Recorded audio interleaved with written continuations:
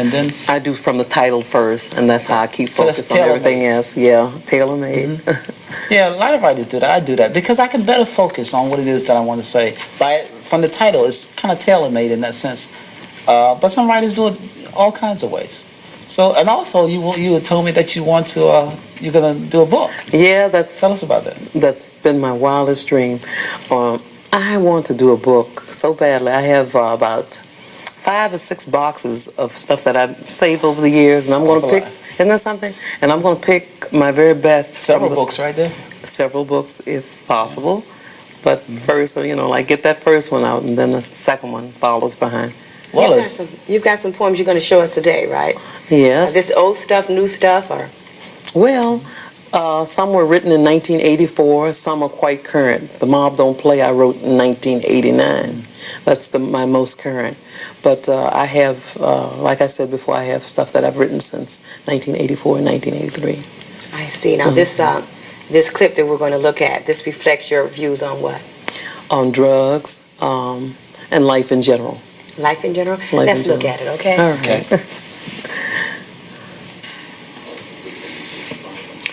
Hi, my name is Christine Martin, and I'm going to do a few of my works for you today. The first one is called The Mob Don't Play. Fix him up a fix, and he'll leave you alone. Got a monkey on your back, and he's grinding your bones. Nodding at your desk is why you lost your job.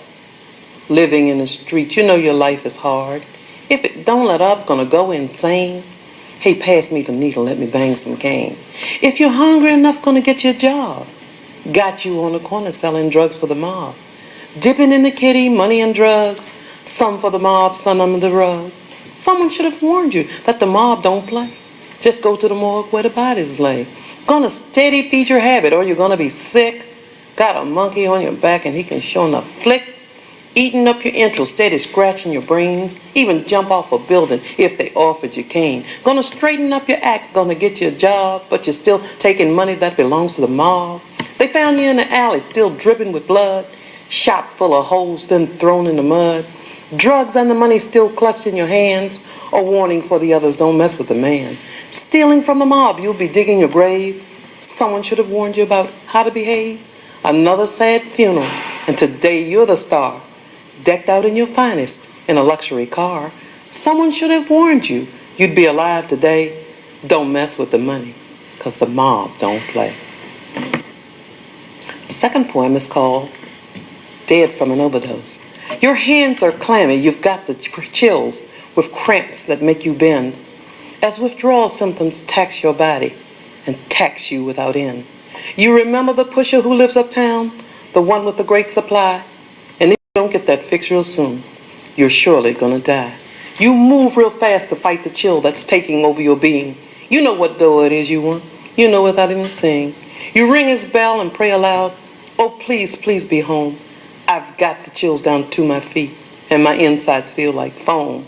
You ring once more and you pray aloud, oh please, please be there. He comes to the door and looks around. There's a bush comb in his hair. Come on in, I'm expecting you. What'll it be, my friend?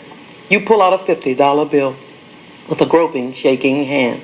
As you receive the powdery substance, you don't wait to be excused. As you head for the powder room like a shortly lighted fuse. Man, you feel the needle hit you, and all you want to do is doze. So you give in to that feeling and let your tired eyes close. There's a feeling so serene. There's a feeling so divine. Am I really this enchanted? Is it true that I am flying? There's a banging at the door, 'cause you've been in there too long. So the door is broken open, and they wondered what went wrong. 'Cause you took that last shot, and you really tried to coast, and you're lying there motionless, dead from an overdose. The third one that I'm going to read is called When Are You Going to Wake Up? Lying around snoozing, you sleep like you're dead. You're always in the bathroom and back and forth to the bed. There's a funny, sickening smell when you open your door. It's a smell I can't describe, but I've smelled it before. You haven't got the energy to pick up a dime. All you want to do is stay high all the time. The man from your job really likes your work, but he's getting sick and tired of you being a jerk. He knows that you're on drugs, so he's tried to help. But the thing you've got to do is to help yourself. But you don't want to cope and you lean on drugs. and you push all your problems underneath the rug. Your skin looks like a raisin that's been mashed and cooked, and you couldn't care less about the way you look. When you're going to wake up and realize the morgues are full of junkies and they're dying like flies, you're going to end up like your friend Applestrode, dead and on the table with a tag on your toe. They found him with a needle still stuck in his neck, trying to reach that ultimate that's better than sex. Dead on arrival is what they said as they placed him on a table with a sheet over his head. You're living in your dreams, but you're not doing well, 'cause your habit keeps you hopping and you're living in hell. The next one is called Arguing with Death. Alone and sick inside my room, face to face with impending doom, he waited patiently outside my door to take me away to be no more. But I, not ready to give up the ghost, resisted still my unwelcome host. He kissed my lips to take my breath, and then he said, my name is Death. Don't fear me, for there'll be no pain, today, tomorrow, or ever again. Resist me not, just take my hand and step with me into the promised land. You'll see a light that shines so clear.